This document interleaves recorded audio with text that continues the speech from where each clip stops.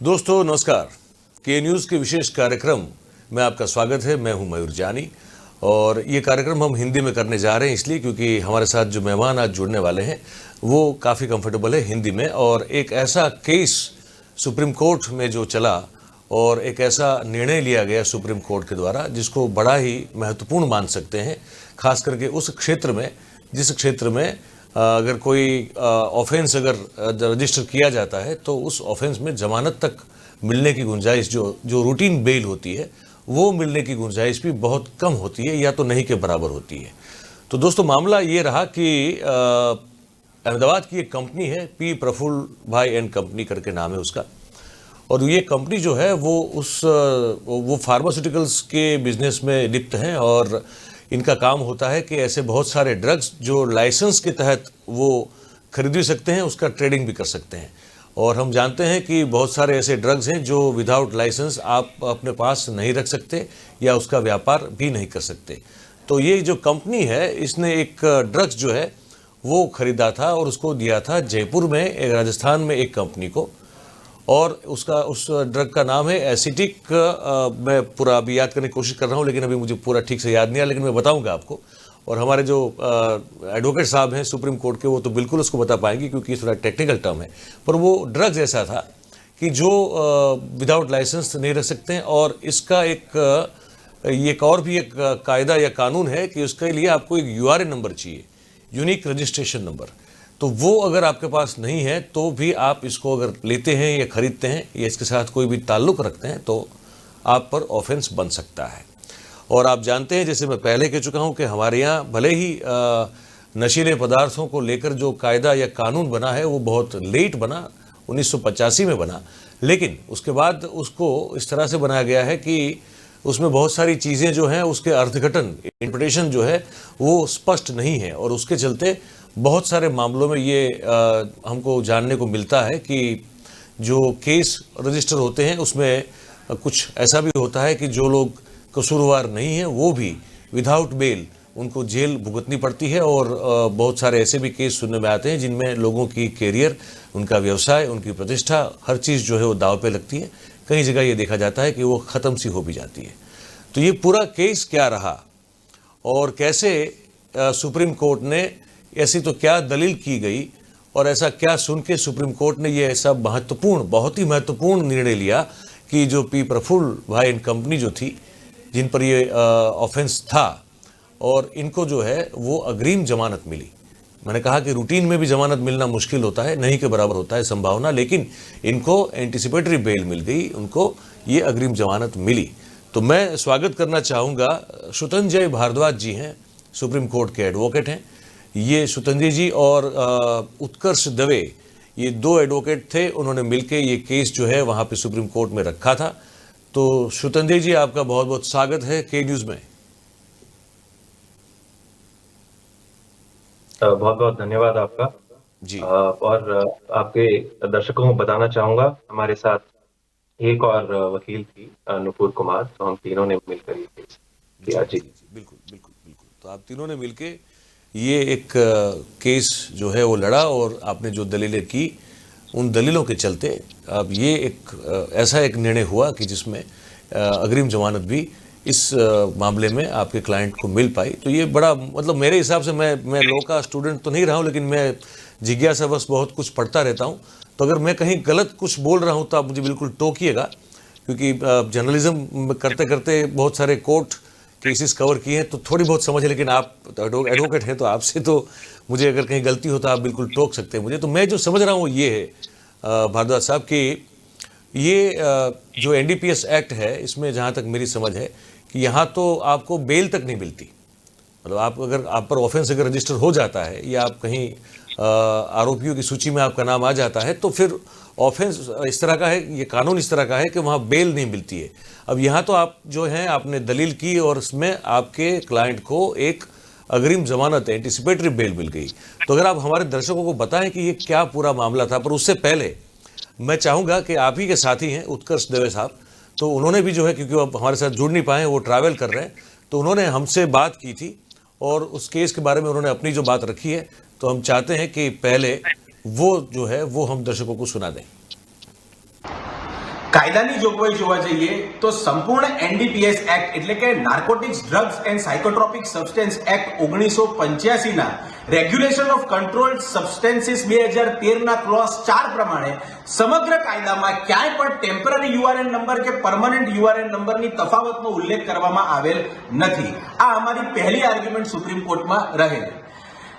મારા ક્લાયન્ટને 2020 ની અંદર સાઉથ વેસ્ટ ઝોનના ડેપ્યુટી ડિરેક્ટર જનરલે વોર્નિંગ લેટર ઇસ્યુ કરીને આ મેટર ક્લોઝ કરી દીધેલ અને પી પ્રફુલ્લ એન્ડ કંપનીના ડિરેક્ટરે જ્યારે ફોર્મ એચ ભર્યું હતું તે ફોર્મ એચ ના આધારે નાર્કોટિક્સ કંટ્રોલ બ્યુરોને એ વસ્તુની જાણ થઈ હતી કે આવી રીતે 100 કિલો એસિટિક એનાહાઇડ્રેટનો ટ્રેડ થયો છે.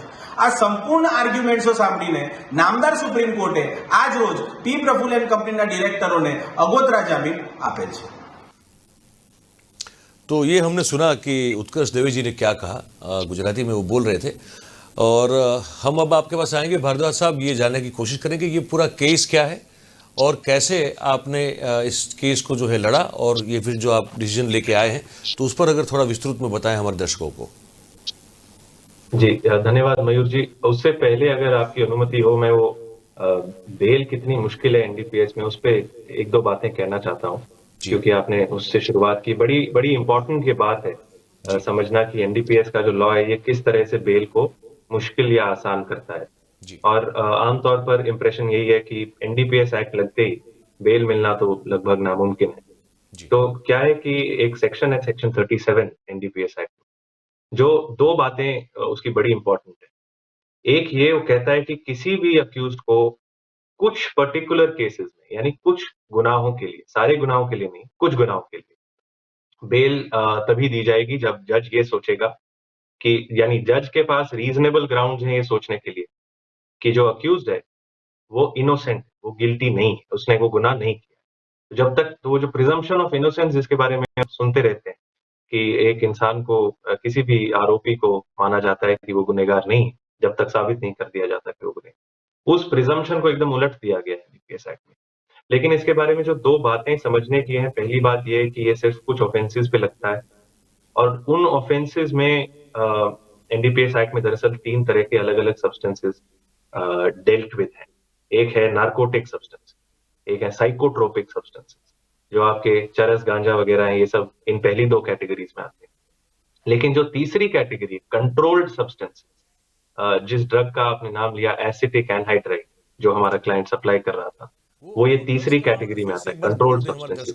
वो कौन सा ड्रग था? एसिटिक एनहाइड्राइड ये नाम है उस ड्रग का. राइट जी. और एसिटिक एनहाइड्राइड कंट्रोल्ड सब्सटेंस है. जैसा कि इसका नाम ही आपको दर्शाएगा कंट्रोल्ड सब्सटेंस, ये सब्सटेंसेस प्रोहिबिटेड नहीं है, पूरी तरह से इन पे पाबंदी नहीं लगाई गई है लॉ में. लेकिन लॉ ये कहता है, जैसा उत्कर्ष जी बता रहे थे, एक 2013 का ऑर्डर है regulation of controlled substances order, वो ये कहता है कि कंट्रोल्ड सब्सटेंस की खरीद फरोख्त करते समय अगर आप बेचें या आप खरीदें, फर्क नहीं पड़ता आप क्या कर रहे हैं, दोनों को ही, खरीदने वाले को बेचने वाले को, एक यूआरएन नंबर यानी यूनिक रजिस्ट्रेशन नंबर ये प्राप्त करना बहुत जरूरी. और ये यूआरएन नंबर इशू कौन करता है? ये narcotics control bureau NCB issue करती है. पर जैसा उत्कर्ष जी कह रहे थे और यहीं पे हमारा मुद्दा शुरू होता है सारा, ये जो यूआरएन नंबर का प्रावधान है ये सिर्फ इतना कहता है कि आपके पास एक यूआरएन नंबर होना चाहिए, चाहे आप बायर हैं कि सेलर. वो यूआरएन नंबर टेम्पररी हो, परमानेंट हो, इस बात का कोई उल्लेख लॉ में नहीं है, दूर दूर तक नहीं. तो हो क्या रहा है कि राजस्थान में जो एनसीबी है अजमेर और जोधपुर में, उनकी एक प्रैक्टिस है, ये प्रैक्टिस कहीं लिखित नहीं है, बस वो ऐसा कर रहे हैं, ये उनकी प्रैक्टिस है. और प्रैक्टिस में वो क्या कर रहे हैं, पहले अगर कोई भी कंपनी या कोई भी डीलर उनके पास अप्लाई करता है, एप्लीकेशन देता है कि हमें एक यूआरएन नंबर चाहिए, तो उसके बदले में सबसे पहले वो एक टेम्पररी यूआरएन नंबर इशू करते हैं. टेम्पररी, और उसे टेम्पररी इसलिए कहते हैं कि पहले हम आपको ये वाला नंबर देंगे, उसके बाद आप अपने फिजिकल डॉक्यूमेंट सारे हमारे पास लेके आएंगे वेरिफिकेशन के लिए. वेरिफिकेशन के बाद हम लोग आपको एक परमानेंट यूआरएन नंबर इशू करेंगे. अब ये सब सिर्फ राजस्थान में हो रहा है, ये बड़ी इंपॉर्टेंट बात है समझने की. ये एनसीबी का जो राजस्थान का ब्रांच है अजमेर और जोधपुर में लोकेटेड, वो लोग ये कर रहे हैं.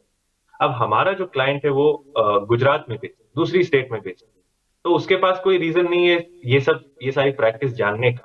तो उसको कैसे ही पता होगा कि टेम्पररी और परमानेंट का क्या सिस्टम है।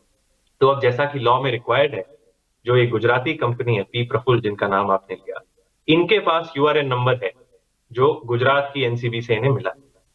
लेकिन ये एसिटिक एनहाइड्राइड सप्लाई करना चाहते हैं एक राजस्थान की कंपनी को, और वो राजस्थान की कंपनी के पास जो यूआरएन नंबर है वो एक टेम्पररी यूआरएन, ये टेम्पररी परमानेंट जैसा मैंने कहा, ये डिस्टिंक्शन लॉ में नहीं, ये बस एनसीबी राजस्थान के पास। तो उस टेम्पररी यूआरएन नंबर वो हमें देते हैं, हम उस टेम्पररी यूआरएन नंबर के बेसिस पे उनके साथ वो ट्रेड कर देते हैं, और एनसीबी आके फिर हमारा गला पकड़ता है कि तुमने जो है बिना यूआरएन नंबर के एक बायर को एसिटिक एनहाइड्राइड, जो कि एक कंट्रोल्ड सब्सटेंस, वो सप्लाई किया। दरअसल ये यही केस है मोटा-मोटा, और इस केस पर झगड़ा यही था कि ये जो टेम्पररी परमानेंट की डिस्टिंक्शन एनसीबी ने बना रखी है प्रैक्टिस में, और लॉ में लिखित कहीं नहीं है, क्या उसके बेसिस पे मुझे अक्यूज बनाया जा सकता है और फिर कस्टडी में रखा जा सकता है, अरेस्ट किया जा सकता है। तो ये मुद्दा था, और सुप्रीम कोर्ट के सामने हमने यही बात रखी कि रूल ऑफ लॉ की अगर एक कोई रिक्वायरमेंट है, तो वो ये है कि सारी लीगल जो रिक्वायरमेंट्स हैं, खासकर क्रिमिनल लॉ, जब आप किसी पे क्रिमिनल पनिशमेंट इम्पोज करने वाले हैं, उसको जेल में डालने वाले हैं या फिर कोई फाइन इम्पोज करने वाले हैं, ऐसे केसेस में हर रिक्वायरमेंट लिखित में होनी बहुत जरूरी है, ताकि जो ऑफिशियल्स हैं या जो सरकार के लोग हैं, वो अपनी मर्जी से आर्बिट्ररी एक्शन ना कर सके। तो यही वो आर्ग्यूमेंट है जो हमने मेनली सुप्रीम कोर्ट के सामने रखा था, और इसी के बेसिस पे मेरा मानना है कि सुप्रीम कोर्ट कन्विंस हुआ था इस बात से कि अगर लॉ में कुछ लिखित नहीं है, तो आप इस तरह अपनी खुद की एक रिक्वायरमेंट नहीं बना सकते, और उस रिक्वायरमेंट के बेसिस पे किसी को अरेस्ट नहीं कर सकते और उन पे क्रिमिनल पेनल्टी इम्पोज नहीं कर सकते। वर्धो जी, ये समझ रहे हैं, मतलब ये आपने जो कहा तो बिल्कुल बहुत ही इंटरेस्टिंग एक दलील भी रही, और इसका मतलब ये है कि ये एक तरह का एक लूप होल है जो लॉ बना है हमारा। तो इसमें बहुत सारे जो कहते हैं ना कि वो छोटे छोटे वो रह जाते हैं होल, उस तरह का शायद एक होल है, और इसका इस्तेमाल, इस लूप होल का जो इस्तेमाल है वो एजेंसीज भी जो है कई बार ये देखा गया है कि अपने मन मर्जी के हिसाब से करती है।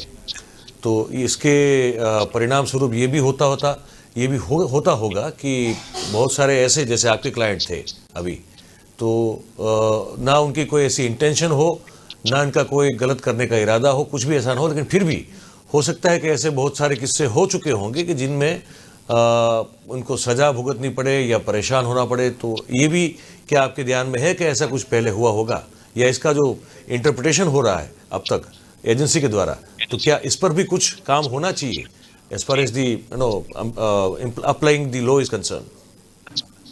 तो दोनों बातें आपकी बिल्कुल ठीक है और बहुत इंटरेस्टिंग है। जो पहली बात है कि ऐसे इंस्टेंसेस जरूर हुए होंगे, मुझे पर्सनली नहीं मालूम है, ये पहला केस था जिसमें मैंने ऐसा कुछ होता हुआ देखा, बट मुझे यकीन है कि क्योंकि 2013 का ये ऑर्डर है और पिछले 10 साल से ये ऑर्डर इन फोर्स है, तो एनसीबी राजस्थान ने पिछले 10 साल में जरूर ये बात और ये रिक्वायरमेंट और लोगों पर भी इम्पोज की होगी, और पता नहीं, हो सकता है कि उनमें से कुछ लोगों को जेल भी भुगतना पड़ा हो, जो कि बहुत अनफॉर्चुनेट बात है। आप बिल्कुल ठीक कह रहे हैं कि इस तरह की ये जो ऑफिशियल एक्शन है और इसमें जो आर्बिट्ररी होने का, अपनी मनमर्जी करने का जो ये एक टेंडेंसी है, इस पे रोक जरूर होनी चाहिए, और इसीलिए हम लोग हमेशा इंसिस्ट करते हैं कि लॉ में क्लैरिटी होना बहुत जरूरी है, खासकर क्रिमिनल लॉ में। अगर आप क्लैरिटी नहीं रखेंगे और उसके लूप होल्स को, जिस तरह आपने कहा, उसको आप फिर अपने एडवांटेज को मिसयूज करने की कोशिश करेंगे, तो उस व्यवस्था को एक रूल ऑफ लॉ व्यवस्था नहीं कहा जा सकता, क्योंकि फिर आपने ना तो स्टैंडर्ड जो एक्सपेक्टेड है किसी भी नागरिक से, वो उसके सामने ही नहीं रखा आपने, नागरिक के सामने। नागरिक को पता ही नहीं है कि मुझे करना क्या है। अगर मैं लॉ को मानना चाहता हूँ, उसका पालन करना चाहता हूँ, तो मुझे क्या फॉलो करना है, वो रूल ही नहीं पता। तो क्रिमिनल लॉ जो है वो अपना पर्पस ही अचीव नहीं कर सकता है, क्योंकि क्रिमिनल लॉ ये चाहता है कि हम लोगों से सही काम कराएं और उनको गलत रास्ते से बचाएं। बट अगर सही और गलत ढंग से लिखित में नहीं होगा लॉ में, तो किस तरह से कोई भी नागरिक अपना कॉन्डक्ट रेगुलेट करेगा। तो बिल्कुल ठीक बात आपने कही मेरे विचार में।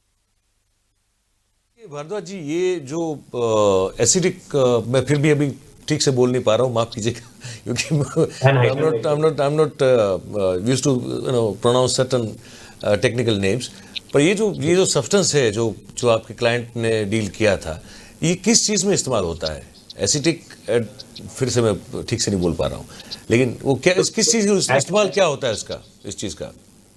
एसिटिक एनहाइड्राइड का प्राइमरी इस्तेमाल रिसर्च पर्पसेस के लिए होता है, और यही वो पर्पस है, एकेडमिक रिसर्च, साइंटिफिक रिसर्च। तो उसी पर्पस के लिए हम इसे सेल कर रहे थे राजस्थानी रिसर्च कंपनी को। पर एनसीबी का ये कहना था सुप्रीम कोर्ट के सामने, क्योंकि उन्होंने कुछ कहा तो मेरा फर्ज है कि मैं ये भी आपको जरूर बताऊं। एनसीबी का एक कहना है कि इस ड्रग को हीरोइन बनाने में भी इस्तेमाल किया जा सकता है।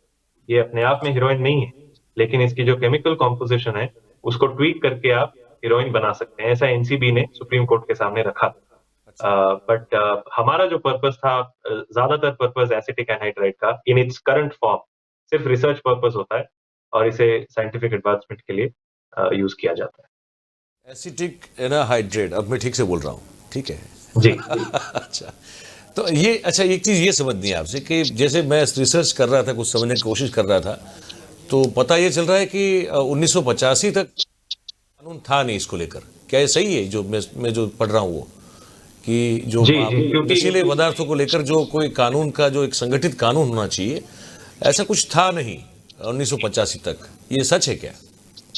जी 1985 में फर्स्ट टाइम ये एनडीपीएस एक्ट लागू किया गया था, और उससे पहले जो आपका ऑर्डिनरी क्रिमिनल लॉ है, आईपीसी एटसेट्रा, उसी को यूज करके जिस तरह भी हो सकता था, सरकार ट्राई करती थी कि ड्रग रिलेटेड ऑफेंसेस को रोका जा सके। बट मेरा ख्याल है 85 में सबसे पहली बार ये जरूरत फील हुई कि हम लोग एक कंसोलिडेटेड कानून लेकर आए। तो उसके बाद ही एक फोकस तरीके से सिर्फ ड्रग के रेगुलेशन को एड्रेस किया गया। तो ये जो कानून है ये 85 में बना है, तो मतलब बहुत पुराना नहीं है और देशों के मुकाबले। ये तो हमारे यहाँ मतलब तो 85 में बना है, तो बहुत पुराना नहीं, ऑलमोस्ट नया जैसा ही है, ये कह सकते हैं। तो इसमें फिर क्या कुछ सुधार समय पे होते रहे हैं क्या? क्योंकि जैसे समय बदलता है, लॉ को लेकर भी जो है डिमांड्स और बहुत सारी चीजें जो है वो बदलती रहती हैं। तो ये क्या वैसा ही है जैसे बना था, या उसमें कुछ सुधार या संशोधन हुए हैं? कुछ संशोधन आपको देखने को मिलेंगे, बट वो सारे संशोधन मेरे विचार में छोटे मोटे संशोधन है, जहां एक शब्द को रिप्लेस करके दूसरा शब्द ले आए। बट जो दरअसल इस लॉ के सबसे बड़े और सबसे ड्रैकोनियन जिन्हें हम कहते हैं, वो पहलू हैं, उन पहलुओं पर काम अब तक हमें नहीं देखने को मिला है संसद से। और जो सबसे बड़ा पहलू जो आपने शुरू में ही मेंशन किया था, वो बेल वाला पहलू है कि आप कह देते हैं कि बेल जो है दी नहीं जाएगी जब तक जज ये ना लिख दे अपने ऑर्डर में कि मेरे हिसाब से इस इंसान ने ये गुनाह नहीं किया है। और इस बात की प्रैक्टिकल रियलिटी ये है, जैसा आपको बहुत सारे लीगल स्कॉलर्स भी बताएंगे, कि कोई भी जज इस तरह का स्टेटमेंट अपने ऑर्डर में नहीं लिखेगा, क्योंकि अगर उसने एक बार लिख दिया कि ये मेरे विचार में ये अक्यूज गिल्टी नहीं है, और आगे चल के किसी दूसरे जज ने उसे गिल्टी होल्ड कर दिया, तो उस जज के ऊपर तरह तरह की उंगलियां उठ सकती हैं। तो एक तो बात ये है, और दूसरी बात ये भी है कि ये इतना एब्सर्ड एक प्रोविजन है कि एक बार जज ने लिख दिया कि हाँ मुझे लगता है ये इंसान गिल्टी नहीं है और इसे बेल पे छोड़ देना चाहिए, तो बाद में कोई भी कोर्ट उसे गिल्टी होल्ड कैसे करेगी उस इंसान को? अगर जज को प्राइमा फेसाई, यानी प्राइमा फेसाई का मतलब ये है लॉ में कि बिल्कुल पहले इंप्रेशन पे देखते ही अगर जज को लगा कि ये इंसान गिल्टी नहीं है, और आप सोच के देखिए स्टेज पर, जब हम बेल की स्टेज पर होते हैं तब तक वो सारे गवाह और वो सबूत पेश नहीं किए जाते कोर्ट के सामने, तो ये उस सबसे पहले की स्टेज है। और उस समय कोर्ट के पास मटेरियल क्या होता है? बस जो एनसीबी ने चार्जशीट फाइल की है वो। तो इसका मतलब ये होगा कि एनसीबी की चार्जशीट के बेसिस पे भी अगर आप सिर्फ वो पढ़ें, यानी कि उनका बेस्ट केस जो उन्होंने बिना सबूत के लिख दिया, उसको पढ़ के भी जज को लग रहा है कि ये इंसान जो है वो गिल्टी नहीं। तो उतनी स्ट्रॉन्ग रिक्वायरमेंट है लॉ में। और अगर और एक पंजाब हरियाणा हाईकोर्ट का इस पे जजमेंट भी है, जिसमें पंजाब हरियाणा हाईकोर्ट ने कहा कि जो अनुच्छेद 21 में right to life and personal liberty है, उसका तो ये जो सेक्शन 37 एनडीपीएस एक्ट है, तो उसका वायलेशन है। और ये इतना एब्सर्ड है, इतना अजीब प्रोविजन है कि इसको सस्टेन नहीं किया जा सकता। और ये कह के फिर उन्होंने उस केस में बेल ग्रांट कर पंजाब हरियाणा हाई कोर्ट में। तो ये बड़ा एक इंटरेस्टिंग सवाल आपने पूछा है। मुझे लगता है कि संसद से पहले सुप्रीम कोर्ट जरूर ये मौका जो है इस लॉ को चेक करने का, इसकी वैलिडिटी डिसाइड करने का सेक्शन 37 की, ये सुप्रीम कोर्ट को जरूर मिलेगा। तो हो सकता है कि हमें एक बड़ा चेंज कोर्ट से देखने को मिले, जो कि संसद से देखने को नहीं मिला। क्योंकि भारद्वाज साहब, अभी अभी कुछ महीनों पहले हमने बहुत बड़ा हाई प्रोफाइल केस देखा, ये शाहरुख खान साहब के जो साहबजादे हैं आर्यन खान, तो वो अब उनके पास ऐसा भी है कि मिला भी, उनके पास तो कस्टडी थी भी नहीं, ये कह रहे हैं कि he was not having any custody of any drugs which is prohibited. तो फिर भी उनको जो है, जो एक लंबा एक अरसा जो है मतलब फाइट करनी पड़ी और वो बाहर निकल नहीं पाए और आखिर में फिर उनको जमानत मिली। तो ये क्या इस केस को, क्योंकि आपने बिल्कुल फॉलो किया होगा उसको, तो मैं ये समझना चाहता था कि क्या आर्यन खान जैसे केस अगर बनते हैं, ये तो एक एग्जांपल है आर्यन खान का, लेकिन उस तरह के अगर कोई केस बनते हैं तो आपने अभी जो ये सुप्रीम कोर्ट से जो निर्णय आपने पाया है, तो क्या इसकी असर कहीं ऐसे केसों पे पड़ सकती है? क्योंकि ये भी एक रेफरल पॉइंट तो हो ही जाएगा ना आने वाले दिनों में। तो इसका जवाब हाँ और ना दोनों है। हाँ इसलिए क्योंकि एंटीसिपेटरी बेल एनडीपीएस केसेस में एक बड़ा ही इंटरेस्टिंग एरिया है अपने आप में। वो इसलिए क्योंकि जैसा मैं आपको शुरू में कह रहा था, सेक्शन 37 की दो बातें हैं। पहली बात ये कि वो कुछ ऑफेंसेस पे लगता है, दूसरी बात ये कि वो सिर्फ उस इंसान पे लगता है जो ऑलरेडी कस्टडी में है और वो बेल मांग रहा है। तो एक सवाल ये भी आएगा सुप्रीम कोर्ट के सामने कि क्या सेक्शन 37 की वो जो रिक्वायरमेंट्स हैं वो रिगरस, वो उस इंसान पे भी लगती है जो एंटीसिपेटरी बेल मांगता है। और पंजाब हरियाणा हाईकोर्ट ने उस जजमेंट में कहा था कि उस पे वो रिक्वायरमेंट्स लगती नहीं। तो ये मैं इसे ग्रे एरिया ही कहूंगा, अभी ये फाइनली डिसाइड नहीं हुआ है लॉ में। बट इसलिए अब इस ऑर्डर को यूज करके जरूर मेरा ख्याल है उन केसेस में मदद ली जा सकती है जहां पर सेक्शन 37 की एप्लीकेबिलिटी आप चैलेंज करना चाहते हैं। बट जो मैं ना कहूंगा वो इसलिए कहूंगा क्योंकि जैसा मैंने बताया, एनडीपीएस एक्ट में 3 अलग अलग तरह के सब्सटेंसेस डेल्ट विद हैं। और जब आप कंट्रोल्ड सब्सटेंसेस की बात करते हैं, कंट्रोल्ड सब्सटेंसेस पे जो लॉ है वो सबसे कम सख्त है। बाकी दोनों सर्कमस्टेंसेस पे लॉ सबसे ज्यादा, सब्सटेंसेस पे लॉ सबसे ज्यादा सख्त है। यानी हीरोइन, गांजा, इस तरह के जो आमतौर पे हम ड्रग्स के नाम सुनते हैं, कोकेन, ये सब नार्कोटिक ड्रग्स और साइकोट्रोपिक सब्सटेंसेस की कैटेगरी में आते हैं, कंट्रोल्ड सब्सटेंसेस नहीं है। तो क्योंकि हमारा कंट्रोल्ड सब्सटेंसेस का केस था, इसलिए अगर मैं कुछ दूसरी साइड का वकील होऊंगा किसी फ्यूचर केस में, तो मैं ये जरूर कहूंगा कि ये केस आप ना यूज करिए, क्योंकि इसमें तो सुप्रीम कोर्ट जो थी वो केवल कंट्रोल्ड सब्सटेंसेस से डील करती है। बट हाँ, जब तक कंट्रोल्ड सब्सटेंसेस का सवाल है, अगर इस तरह के कोई कंट्रोल्ड सब्सटेंसेस हैं जो सिमिलर सिचुएशंस में यूज किए जा रहे हैं by the NCB to create offences, तो जरूर इस ऑर्डर की एक यूटिलिटी वहां होगी।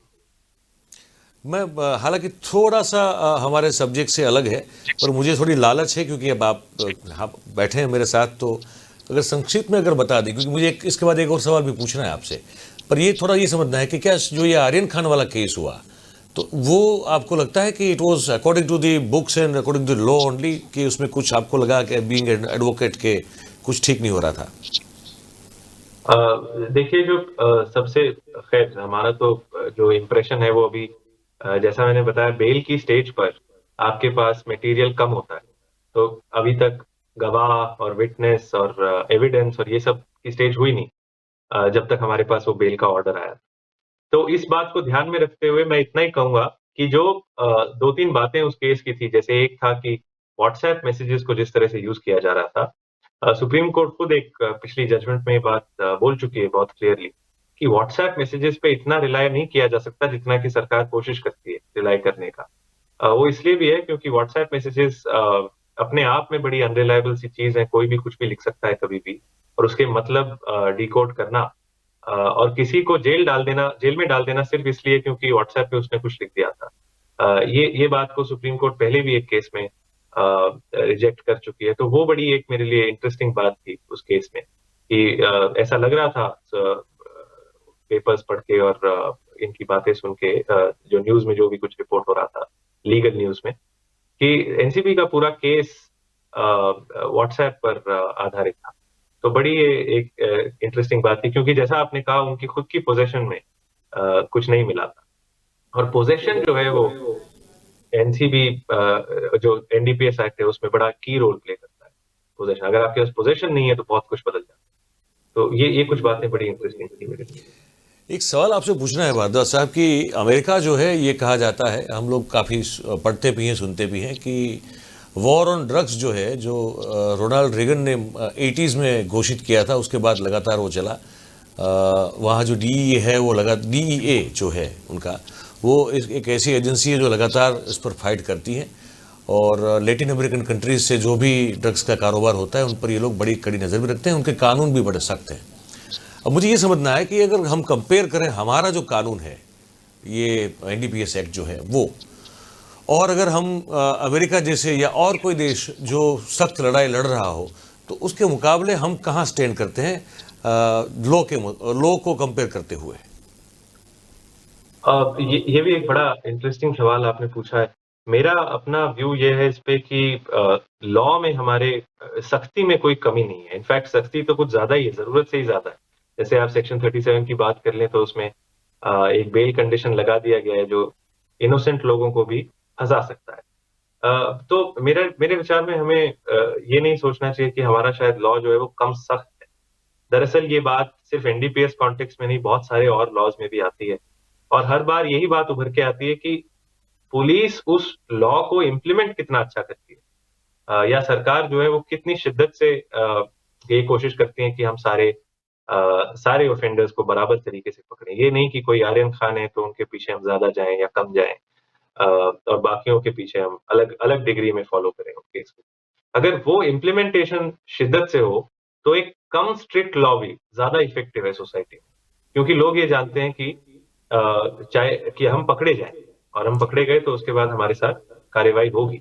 वो जो डेटरेंट इफेक्ट है क्रिमिनल लॉ का, दरअसल वो तभी आता है जब लॉ को इम्प्लीमेंट किया जाए। तो मुझे नहीं लगता कि हमारे लॉ में कोई उस तरह से शॉर्टेज है स्ट्रिक्टनेस की। वो कुछ ज्यादा ही है स्ट्रिक्टनेस ऑलरेडी, शायद कम होनी चाहिए, और उसकी इम्प्लीमेंटेशन सच्चाई से और शिद्दत से हो तो शायद हम लोग किसी अच्छे सोल्यूशन की तरफ बढ़ सकते हैं। भारद्वाज साहब, आपका बहुत बहुत धन्यवाद, आपने वक्त निकाला हमसे और ये एक ऐसे मामले पे, ऐसे केस पे बात की जो एक बहुत ही महत्वपूर्ण एक निर्णय मिला आपको, और कंट्रोल सब्सटेंस जो है ड्रग्स को लेकर, उस पर एक ये मान सकते हैं कि एक रेफरल पॉइंट भी बन सकता है आने वाले दिनों में। आपने समय निकाला, उत्कर्ष भाई ने भी जो है हमको एक समय निकाल के, जहाँ ट्रैवल कर रहे हैं वहाँ से हमको एक अपना वर्जन भेज दिया, और इस पर आपने बात की। आपका बहुत बहुत धन्यवाद। Thank you very much Bharadwaj साहब। तो दोस्तों, ये हम लोग बात कर रहे थे एक ऐसे सुप्रीम कोर्ट के केस की जहाँ पे शायद एक ऐसा निर्णय लिया गया है जो आने वाले दिनों में हो सकता है कि कंट्रोल्ड सब्सटेंस जो है ड्रग्स को लेकर, उसमें अगर कोई इस तरह की स्थिति पैदा होती है तो उस पर ये रेफरल पॉइंट बन सकता है। इतना महत्वपूर्ण ये एक निर्णय लिया गया था। तो आज दोस्तों, इस विशेष कार्यक्रम में हम बस यहीं हमारा कार्यक्रम समाप्त कर रहे हैं। फिर मिलेंगे, अभी आज्ञा दीजिए। Thank you very much. नमस्कार।